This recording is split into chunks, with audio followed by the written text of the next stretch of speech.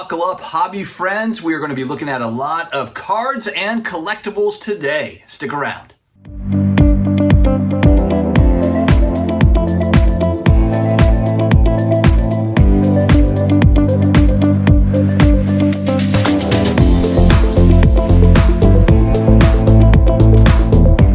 What's going on, hobby family? It's another day. It's another card video, collectibles video.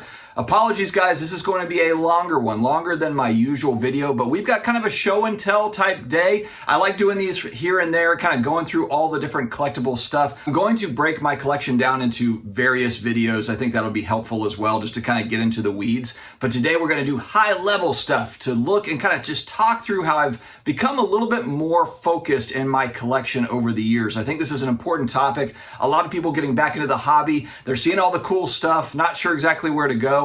And I think the main lesson behind this, and I started going back to 2018, about 5 years ago, back into cards and collectibles, is just that you're not going to have it all figured out right out of the gate because there's so much cool stuff out there. And so there will be some kind of trial and error as you're learning kind of, oh, there's these cards and these collectibles. It's a labyrinth that we all have to navigate. Don't forget to subscribe to the channel down below if you like what you hear. We're coming out with just about daily videos. Also connect with me on IG at SportsCardDad. Don't forget to take advantage of the only place on the internet where you can get 10% off SlabMags. You spend big money on cards. What's another 20 bucks to add that protection, UV protection, so that the surface doesn't fade, the autograph doesn't fade. And hey, your girlfriend, your wife, your husband walks in, they're messing around with your cards. Oh, you dropped it, you cracked your PSA, SGC, BGS slab. Now you got to send it in and deal with all that garbage. Who wants to deal with that? Not me. So take advantage of the 10% off SlabMags below. Also, huge thanks to DC Sports 87, today's video sponsor. Maybe you want to sell cards on eBay, but you don't want to deal with the shipping, the packaging, the payments, all the refunds, all the stuff that comes with selling on eBay. Consign with DC Sports 87. They make it really easy for you. When you request payout, 1 business day turnaround time, and they've got it all happening in real time on the website to show you when auctions end.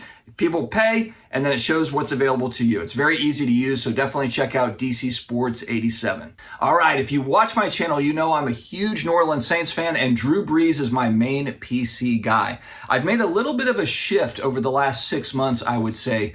I was buying a lot of volume of, graded cards, just cool inserts and refractors and different things that were popping up. And I've got quite a few Drew Brees rookie cards as well. But I made a decision kind of at the end of last year that I wanted to add some nice pieces, kind of some foundational pieces to my collection in each area, so, and we'll go through each area. It's a lot of areas as far as sports cards and collectibles. But for Drew Brees in particular, I had some nice cards, but I wanted to get kind of 1 or 2 really kind of big cards as foundational pieces. And this was one that I recently picked up. It is the 2001 Topps Chrome Black Refractor. It's numbered out of 100. Outside of his Contenders Auto rookie card, this is really probably his best rookie card. Aesthetically, absolutely love this card. I've been looking at it for a long time. And then one of them popped up that was a little different, had the inscription, had the in-person autograph with the inscription, and just spoke to me. Just a huge card because of the uniqueness of it. When you think about Drew Brees, he signs a lot of autographs. So with a lot of these athletes, we look at a lot of these legendary athletes, there's not a shortage of autographs for those that are still living or that, lived for a period of time, to where they have a lot of autographs out there in the wild. An example of maybe one that doesn't is, you think about like a Dale Earnhardt Sr. or like Wilt Chamberlain. These are guys that are tougher to get those autographs, but for the most part, autographs fairly common, especially, look, Brees is going to continue to sign. And so I wanted a collectible, a very unique collectible that was kind of a one of a kind. Now, there's 100 of these that have been printed. Could somebody else, crack theirs out of their slab and have it signed, or have a raw copy, get it signed in person, and then kind of do a similar thing? They could. So it's not to say that I bought it thinking there's only going to be one of these. There could only ever be one of these. But especially when you think about the inscription there too, the odds that he would sign it and then get the exact same inscription, Cool Breeze, that was where it was like, man, this one really stands out. And as I've kind of grown and matured in the collectible space, I'm looking for more unique things. I'm looking for what's a different differentiator outside of the actual, the numbered card and the grade attached to it. What's another differentiator? And I know that sounds kind of sad because you're thinking like that should probably be enough. But in today's world, where you have a lot of parallels, a lot of numbered cards, a lot of autographs, you are looking for those things. You are looking for the story behind it. What's different about that thing? So I got this Brees card, and so that kind of represents my foundational piece for him. Some of my favorite cards, this is an example, 2003 Topps Chrome. It's the gold refractor, numbered out of 101. And so I was looking at black refractors when I found this card. PSA 9 is the highest graded version of this. There are no 10s. I think there's 7 or 8 9s. But I just love kind of the shine on this one. It's an early Brees gold refractor, which it's an X-fractor actually. I like the black and the gold refractors because I'm a Saints fan. So yes, he's in his Chargers gear, but the gold reminds me of where he really belonged, and that was in New Orleans. Just another example of a rookie card. He has a lot of rookie cards, going back to 2001. And so we've got, there's a lot of these cool kind of upper deck gear, autograph type things, game gear type stuff. Here's a black refractor, 2002 Topps Chrome black refractor. And these are just cards that I enjoy, and looking for, good price points. They are sitting on eBay with high buy it nows, but I look for auctions. I look for people that are moving off of these, because Brees is not Tom Brady in this space. He's kind of that next level down. He's an all-time great for sure. He's a first ballot Hall of Famer. And for Saints fans, he is our messiah for the franchise. I mean, he was the one that brought us to the promised land.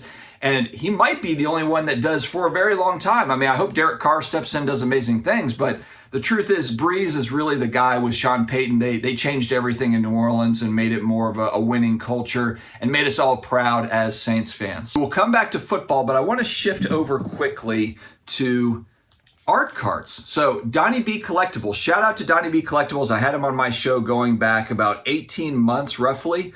Brad, the comeback card investor, and I had him on. Maybe it was on Brad's channel, but he makes these awesome custom cards. And I'm a huge Simpsons fan, going back to the 90s when I used to watch in living color and The Simpsons on Sunday nights. I believe it was Sunday nights when it played. It was like Friday was Are You Afraid of the Dark and those shows, the Friday afternoon stuff. And then you had Sundays was The Simpsons and King of the Hill and In Living Color and all that amazingness. But I thought these were just really cool how, some of these art cards are incredible, how they can build these out. But so they're essentially baseball cards, but of course they've got the Simpsons theme attached to them. One of my all-time grail cards, I doubt that I'll ever own one, but hey, you never know. It's the Matt Groening autograph art cards going back to 1993 Skybox. I'll see if I can throw up a picture for you guys to see it.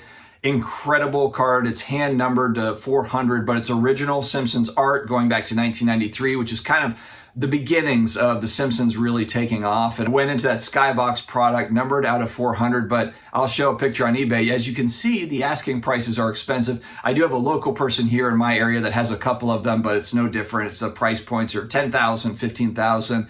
They're incredible cards, and there's been more of an emphasis on original art, whether you're looking at Walt Disney type stuff or you're looking at comic book original art. It is not cheap, and so this kind of falls in line with that. It's a card, and it's original art, and it's signed by the creator. It's incredible. All right, moving on to baseball. I'm not a huge baseball card collector, but really my focus here over the last little bit, and where my focus will continue on as the years go on, is, kind of those 90s, those 80s, 90s stars, that haven't really, their legend hasn't really caught on yet. And I'll talk about a couple of them. Not to say they haven't caught on yet, but I just feel like when you look at baseball card collecting for a lot of folks, you're looking at a lot of the vintage, the legends. It's Babe Ruth, it's Mickey Mantle, it's Sandy Koufax, it's Roberto Clemente.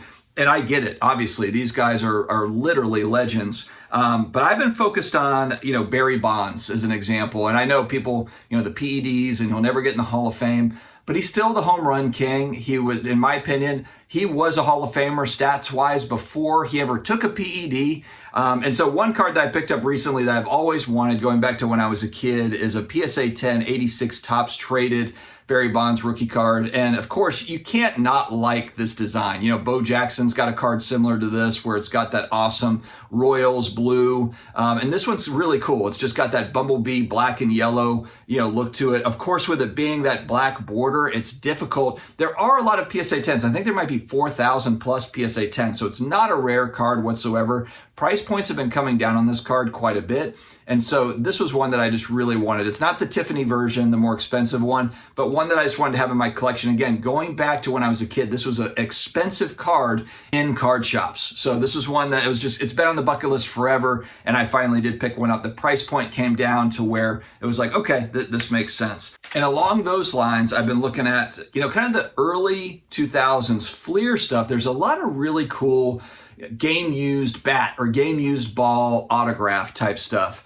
for relatively inexpensive prices. I say inexpensive, it's not like they're giving these away, but I really like the memorabilia stuff. And we're always looking for, the game used and the game worn type stuff, whereas because the new stuff is not, it's not attached to any player event or whatever. And so when you go back to early 2000s Fleer and 2000s Upper Deck, there's some really cool ones. This is one that I saw. It's numbered out of 600. So again, it's not a super rare card, but it's game used bat. It's autographed, and it's just really cool. It's not, and again, numbered out of 600. So it's not as if, there's a huge shortage of these, but I just like them, especially when I can find them at a good price point. This was one too, Upper Deck Legends that, if you look at this, so again, game used bat, autograph signed by Ernie Banks. Just a cool card. It was under $100. Like this just makes complete sense. Shifting over to one of these 90s legends that I was talking about, Greg Maddux. And again, I know that pitchers don't get the same sort of love as hitters when it comes to baseball cards. I just like Maddux. Maddux looks like he could be your neighbor, but then he's out there just dominating pitching for 15 years. So I've been looking at this, and as opposed to going to more of kind of like the 5-star or, so the pack pulled type autographs, I found this, which is a rookie card. Again, not a rare card at all. It's the 87 Topps Traded Maddux. They printed a ton of these, but to get it in a PSA 10 and then you've got the Auto 10 grade, this will be the sort of thing that I'm focused on over the next couple of years. Not even just with baseball, but also really all sports, because I think these are really cool. This card in particular, it's not a rare card. They printed millions of this card. But what does add some rarity to it, some scarcity to it, is then when you have the condition grade and then you also have an autograph with a nice autograph grade as well, it just adds a story to it. It differentiates this card from just being another random card that's out there, a zillion of them. Now it becomes a more rare card of a big time player. On the NASCAR side, I picked up Jimmy Johnson and Richard Petty autographs because these are, again, very inexpensive when you think about the legends of NASCAR, and you can get, of course, like race used and all sorts of cool things. I like the NASCAR stuff where I can get the legends for inexpensive because while there is a collector base, there's not a huge combination of speculators, investors, and collectors. And so price points, at least for now, fairly low on these cards. And so it's fun to kind of get in on, again, legends. When you look at like Richard Petty and then you compare to like a Michael Jordan, I know I'm comparing apples and oranges here, but an autograph game used Michael Jordan card like this is like $1 zillion. For Richard Petty, it's under $100. So it's just kind of cool to be able to get kind of legends of each sport at good prices. Going back to football, another big PC guy for me is Tom Brady. We know, hey, look, the GOAT has been running hot price-wise for a while now. This is going back a few years till, end of 2020. His stuff really started to move up in price. But it has started to slump back down. I wouldn't say slump, but prices have come back down from all-time highs. And this is a guy, obviously, I'm watching very closely. I always kind of make the comparison of I feel like Tom Brady is looked at almost like he's retired now, but if he had continued another season or two, now I heard the Raiders might be joining the Raiders, owning the Raiders, playing for the Raiders. I don't think he's coming back. But my point is, like Jordan, when he was playing for the Wizards, it's kind of those last couple of years. We talked about it with LeBron James, with Steph Curry. These guys are entering in their last few years of play. And this is where I think that opportunities can arise where, everyone's looking towards the new guys. If you look in the NFL, it's Patrick Mahomes II, it's Joe Burrow, it's Josh Allen, and guys like Tom Brady, I hope they get forgotten about. I hope that these prices continue to move down because this is one of very few players that I'd want to stack cards for. And it's just fun. It's fun chasing, trying to figure out what's rare, what's not. I'm never going to be a high-end Tom Brady collector and have a six-figure Tom Brady card, but I think that there's a lot of cool opportunities at lower price points for numbered Brady cards. And so watching very closely over the next couple of years with Tom Brady stuff to add on, just continue to kind of add on as a good store of value for the greatest quarterback of all time. And I don't think that people really recognize, I think they recognize that he's the greatest, but really kind of understanding what was accomplished in New England and then whatever Tampa. I'm not going to mention Tampa as a Saints fan, but what he and Belichick were able to pull off is pure insanity. So I'm not showing off all my Brady cards, but I'm just kind of talking through my thought process with Brady as we move forward. He will be one of very few guys where I'm collecting a large volume of cards, or attempting to. And it's all based on price points, catching the right auctions, finding someone that's just getting rid of it at a great buy it now price. That's where I'm at. All right, we'll shift over. We're going to bounce back and forth a little bit. We'll go back to sports cards, but quickly going to go over Stranger Things cards. I'm one of the few Stranger Things card collectors out there, and that has been really fun because, again, price points have moved up for the really rare stuff. This is my best one that I've got now, best Stranger Things card, and it's the Millie Bobby Brown 11 2018. It's from Series 1. Unfortunately, all of her autographs are sticker autos that are pack pulled, so it is what it is. You just kind of take what you can get, but I like this set because it's very simple as far as the parallels go. It's the 1 of 1 gold, which for this card, never seen it surface. There's a blue out of 10, there's a purple out of 25, which we have here, and then we have a green out of 50, and that is all. So there's no tiger striped, parallel. There's no, whatever, polar bear. There's no color blast or any of that stuff. So it just makes it very easy to be able to figure out, okay, what are the huge, huge chase cards? So this is the blue version out of 10. So I mentioned there's that gold 1 of 1. You've got the blue out of 10, purple out of 25, green out of 50. So, and then another purple out of 25, Steve Harrington, Joe Keery. My daughters are all about Steve Harrington.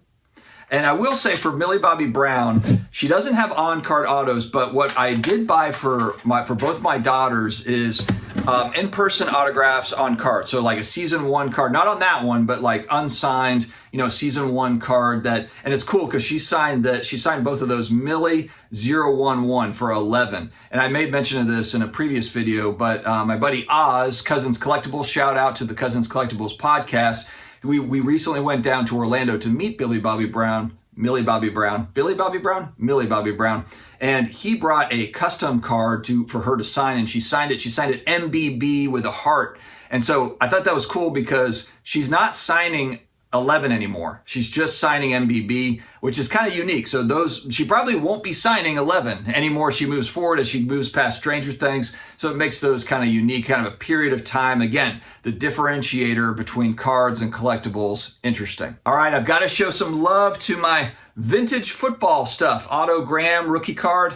Going back to 1950 Bowman. This guy also has 7 titles, just like Tom Brady, but just doesn't get the same sort of hobby love. You got to like these old vintage cards. I really enjoy what I look at as value with vintage football because they don't have the same collector base as vintage baseball and maybe even vintage basketball. So for price points, I really like, the Otto Grahams of the world. I was able to pick up 1957 Topps, the Bart Starr rookie card. It's in a 4, a well-centered 4, and the coloring was really what I was looking for. Those are the 2 things. This was my big chase card for 2023, and actually I got spoiled this year where I got a bunch of chase cards that I wasn't expecting to get. But the Bart Starr rookie card has been on my radar for a couple of years now, but it's been expensive. It's come down a little bit, and I got this 4, which frankly has looked better than a lot of the 5s and the 6s I was looking at, centered very nicely.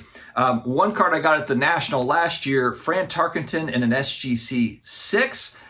It's extremely tough card with the black borders. You're just going to get bad edges and corners and the coloring. It's very difficult. And once you go up in price, I got this one for $550, I believe. Once you go up to like a 7 in this card, it's $1,200. So the jump between 6 and 7, pretty high. So I was like, you know what? I'm just going to stay with a 6 for that one.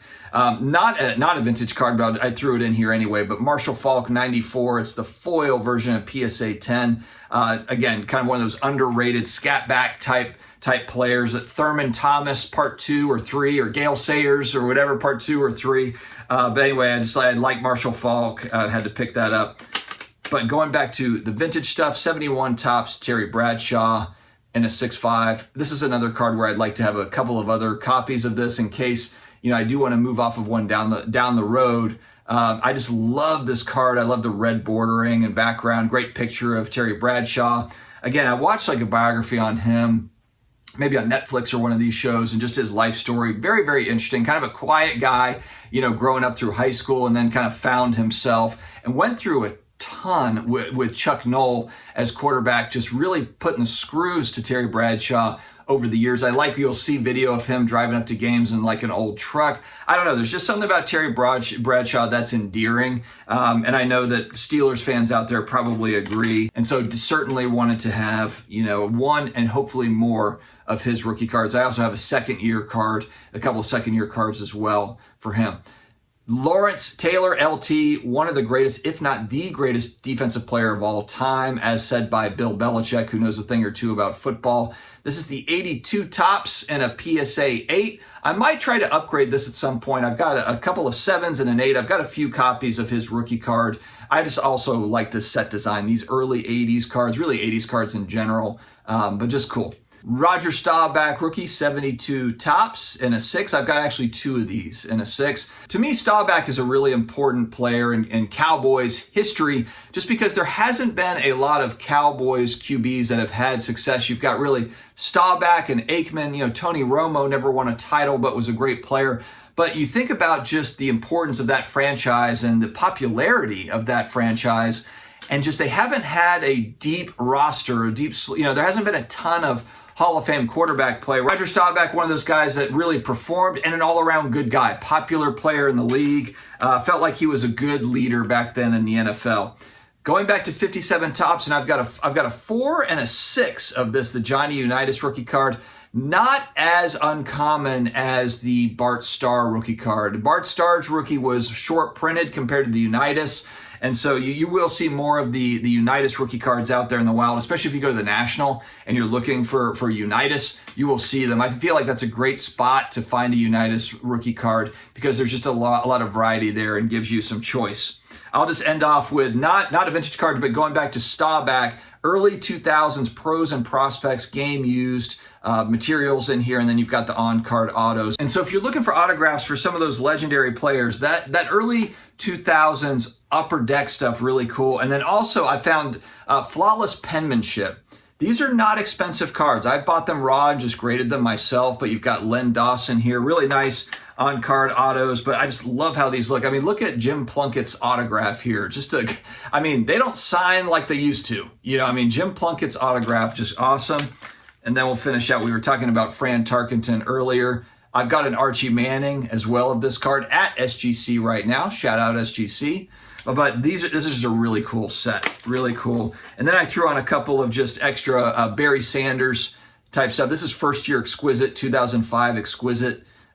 Just again, there's no game used anything on this, but first year exquisite, you can't really go wrong. I got that a few years ago for a good price. Now, of course, pricing has gone ballistic. I thought this was just an interesting card too. This is the Fleer Retro 2012.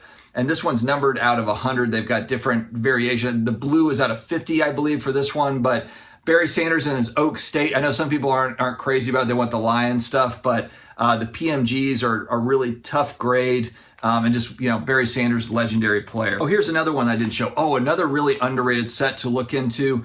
It's 2006. It's the old playoff National Treasure. So this is before National Treasures converted over.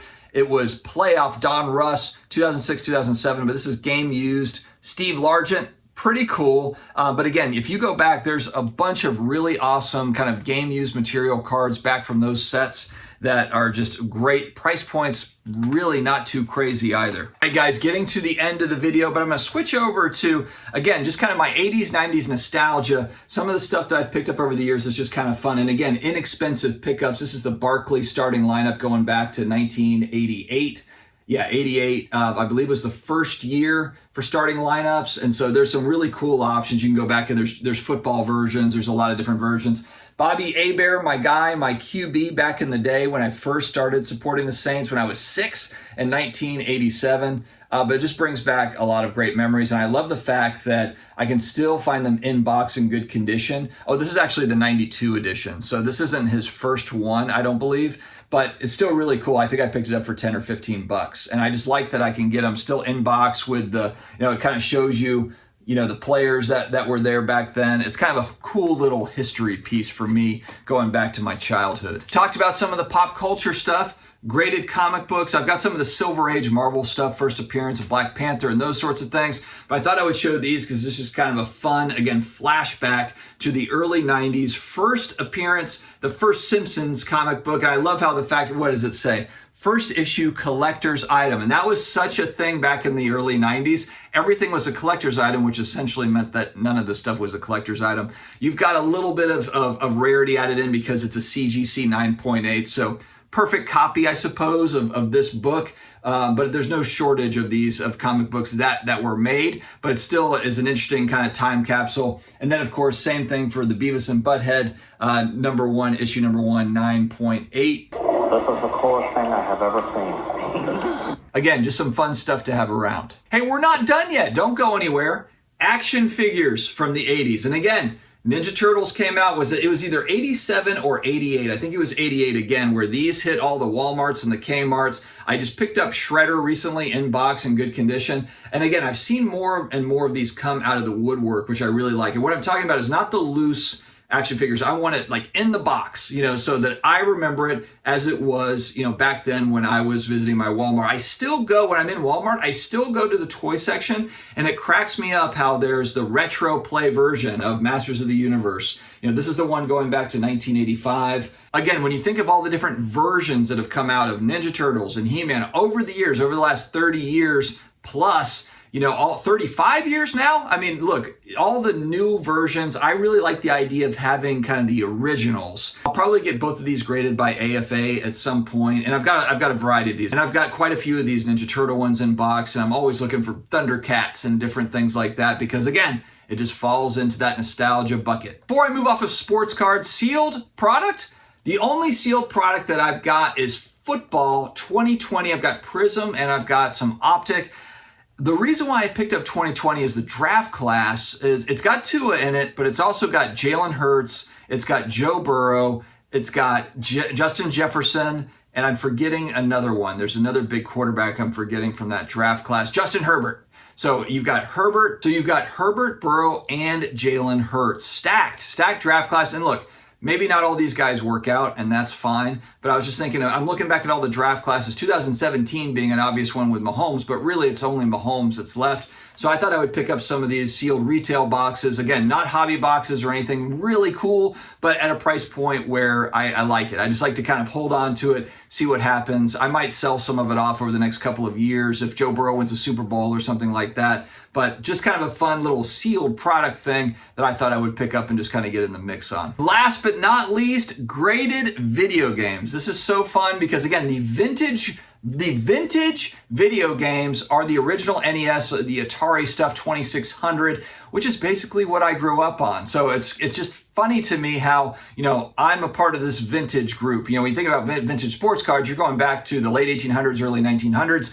For vintage video games, you're going back to the 80s. You know, so that's my wheelhouse. Contra, if you're my age, you played Contra at least one time. It's impossible that you didn't. And then this is the old original Black Box Pro wrestling game. Again, just fun. These Black Box original titles, there was 30 of them in total. They were released over periods of time, different print runs. So it kind of, that's the differentiator here is, yes, you have condition grade, and these are all CIB, complete in box. They're not sealed versions. Sealed versions being a lot more expensive. But this is also kind of a fun rabbit hole to go down. And again, just brings back a ton of memories and really cool display pieces. All right, guys, for those that always ask, hey, you know, you always talk about new stuff. I don't ever see cards. I don't ever see your collectible stuff. Hopefully you got a little bit of a view. And again, I just showed kind of bits and pieces of the different blocks of what I've been collecting and how it's really become more focused over time. I was kind of all over the place with a variety of different things, prospecting on certain things, or, oh man, I think this could go up if this guy has a good season or that or whatever.